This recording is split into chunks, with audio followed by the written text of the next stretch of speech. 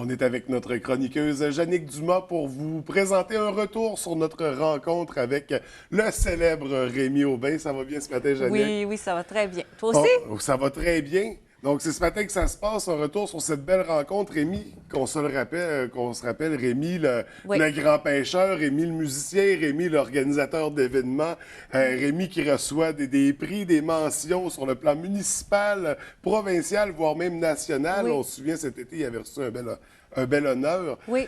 Euh, Un en homme, tout- un homme qui multiplie les réussites.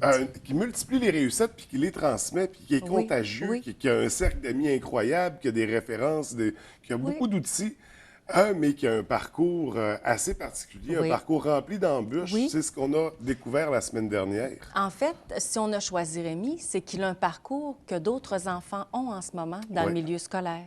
Hein, un parcours où Rémi est un enfant qui avait un TDAH, trouble avec déficitaire de l'attention, des grosses difficultés à se concentrer, un trouble d'hyperactivité. Il était, lui, l'école, pour lui, c'était excessivement pénible.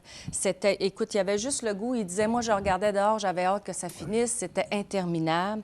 Il y avait le sentiment, c'est ça que moi, ce que je trouve le plus triste, puis il y avait les yeux dans l'eau quand il nous disait ça, le sentiment d'être inférieur, d'être un pas bon, puis d'être nul à l'école, puis de voir que les autres arrivaient à réussir facilement. Pour lui, c'était très, très difficile.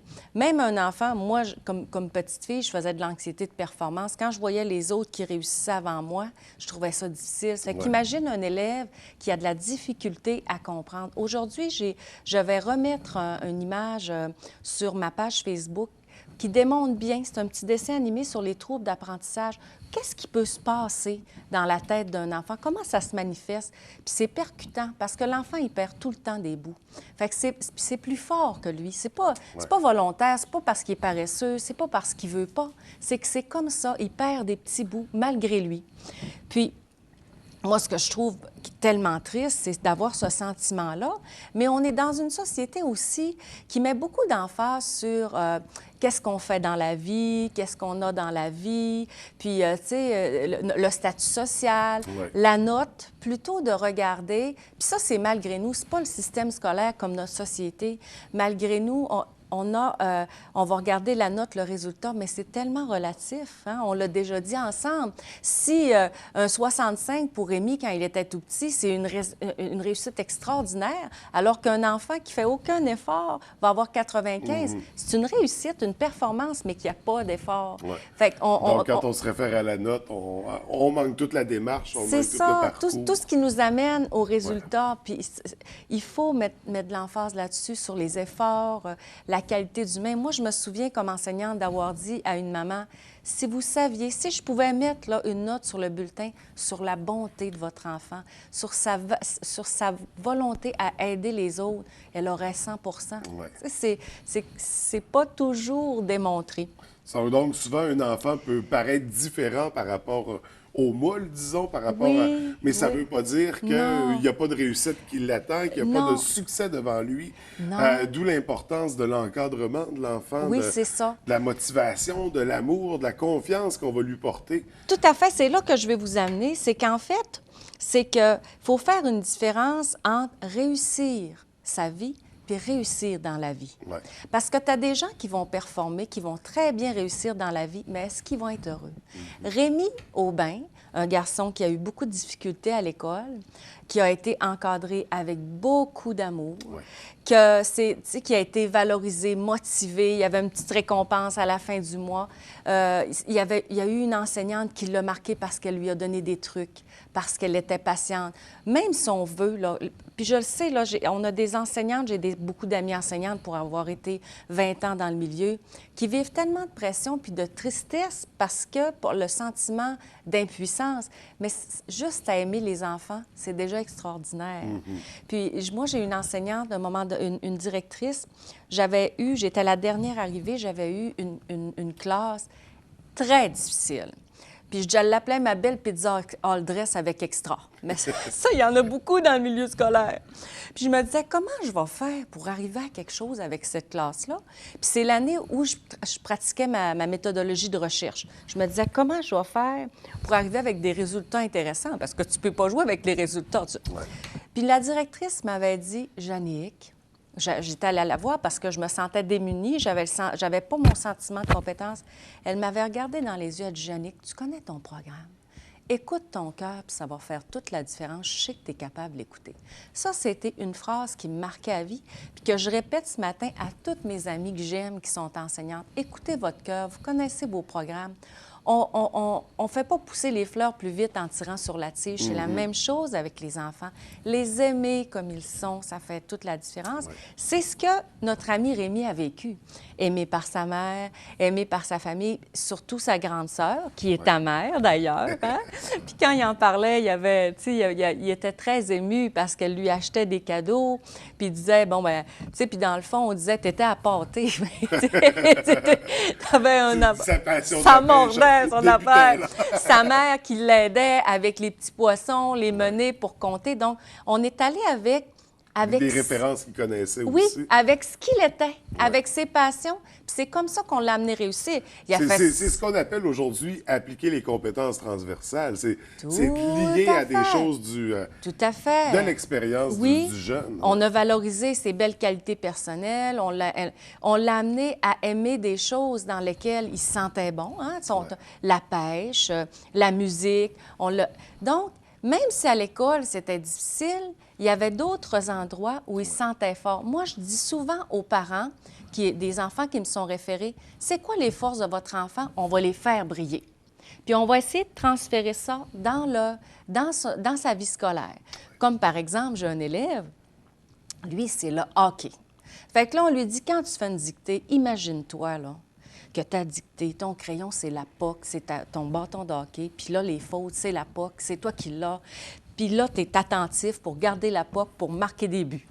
Mais écoutez, on a des résultats. Je ne suis pas capable de vous les expliquer scientifiquement, mais on transfère ses compétences, puis ses forces, puis là où il est bien, dans ses dictées. Puis écoutez, c'est magique. Un enfant qui lisait 8 mots il y a 2 ans, aujourd'hui, on a des 80, 90, 70, tout le temps, tout le temps, tout le temps.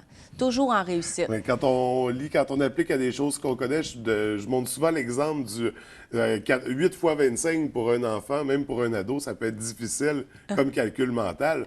Mais tous les enfants, tous les ados savent, ils ont combien d'argent quand ils ont 8,25 sous, par exemple. C'est ça! Donc, ils sont capables de l'appliquer. Quand ils réfèrent à un truc qu'ils connaissent, ça se fait facilement. Tout à fait, c'est ça. Puis tu transfères les forces. Va chercher ta force quand tu as ton bâton de hockey, là.